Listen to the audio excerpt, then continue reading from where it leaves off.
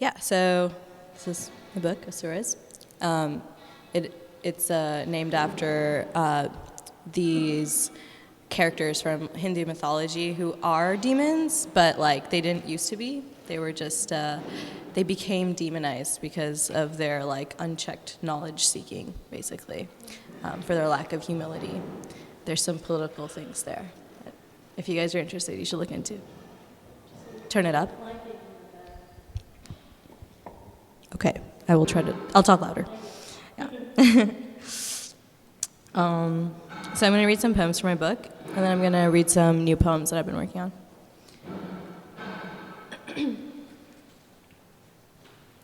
on. Eileen Myles once described food. Eileen Myles once described food as the glowing rungs that she could grab onto throughout the day.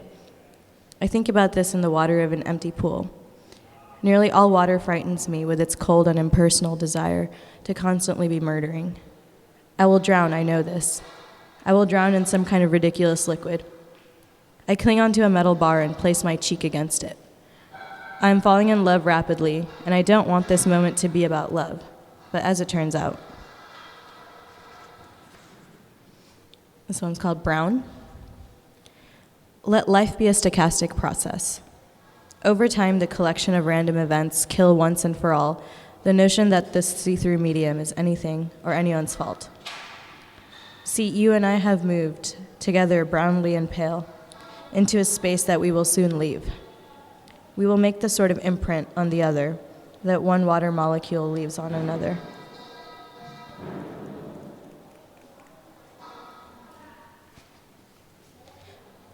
Satisfaction guaranteed removed.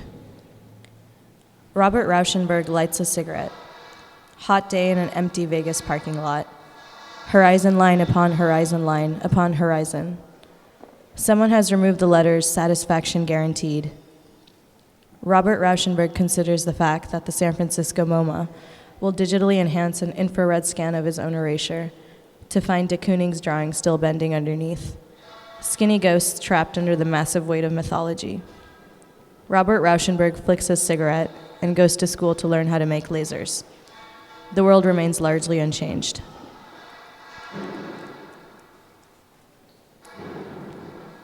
Bunny.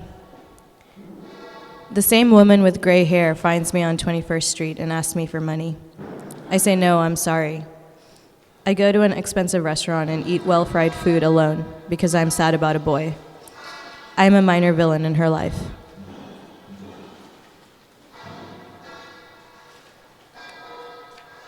Hanging out. You are shaped like a table, and I am also shaped like a table, just a couple of tables hanging out. Now you are shaped like a cobra, and I am shaped like an ottoman, just a cobra and an ottoman hanging out. Now you are shaped like a pencil, and I am shaped like a weird breeze, just a pencil and a weird breeze hanging out. Now you are shaped like a carpet, and I am shaped like a spring, just a carpet and a spring hanging out. Soon our interactions will stop being casual, and while ringing with paradoxical laughter. Implications like milk solids will float to the top of every action we commit to the other body.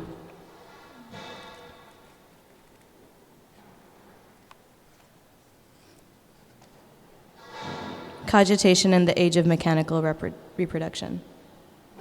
I am a diptych of meat and clouds, collecting words from the ground, head locked into position in the dark.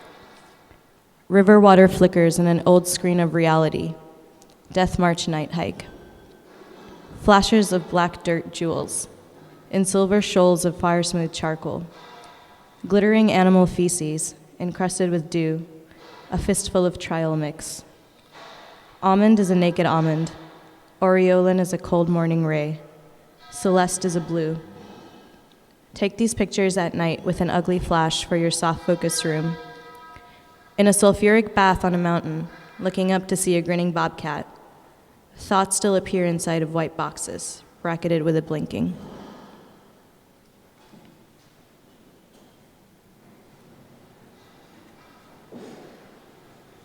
Huzzen. Kleinian orbs of your eyes reflecting celestial bodies as a slow turning of the head out of the corners of vision. This is an interaction made of the finest creased paper, Japanese and delicate, a metal balancing toy. The simplest act of saying, producing a fugue of self, running on a harpsichord, notes are sensed in context. I will not describe the end of a civilization or the disappointments of a petty godhead, only that your negative space acts on the substrate of my endless fears in the glossy ribbons and curls of liaise. Ervogel. I am Ervogel trapped in geologic time with rock salt as my only pleasure, leaving hints of how I was in every image and every word I say. Build me from gray Yemeni clay, rolled me toward wind-blown stones. Feed my mother chalk in lieu of milk, so I come out all bones and all bones.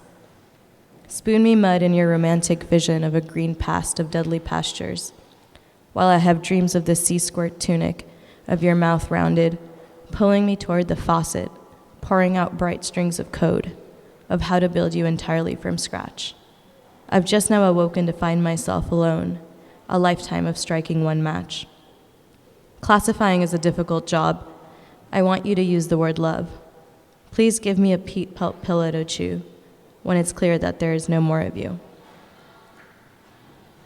This is the last one from the book. It's called Sexy.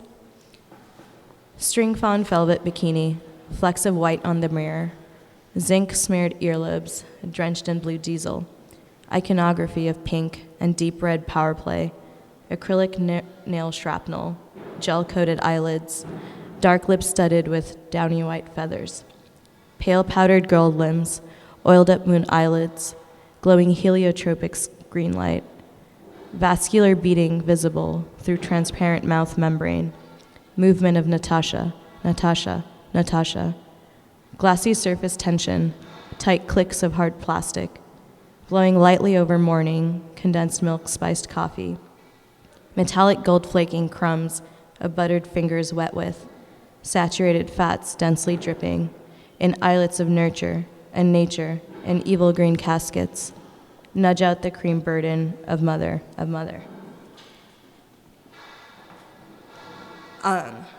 And these poems I just started writing a couple of weeks ago. They're called Mechanics.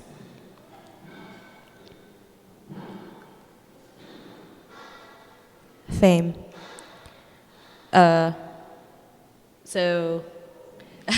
These poems are adapted from my physics textbook. Yeah, okay. This one's called Fame. When the social mobility of a person changes with time, we say that the person has fame. Just as mobility describes the rate of change of wealth with time, fame is a vector quantity that describes rate of change of social mobility with time. For a person with original social mobility at time t1 and final social mobility at time t2, the x component of average fame is fame equals change in social mobility over change in time. The average fame between 2 points in a lifetime can also be found on a graph of social mobility versus time. Fame is a slope of the line connecting the first point and the second. When the average fame is calculated for smaller and smaller intervals of time, fame approaches instantaneous recognition. Proportional reasoning. Many problems have two variables that are related in a simple way. One variable may be a constant myopia times the other, or a constant dehumanizing times the square of the other, or a similar simple relationship. In such problems, a change in the valuation of one's entitlement is related in a simple way to the corresponding change in the value of the other.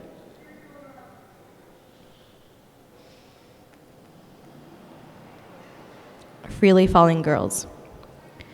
A freely falling girl is an object that moves under the influence of a constant force of love.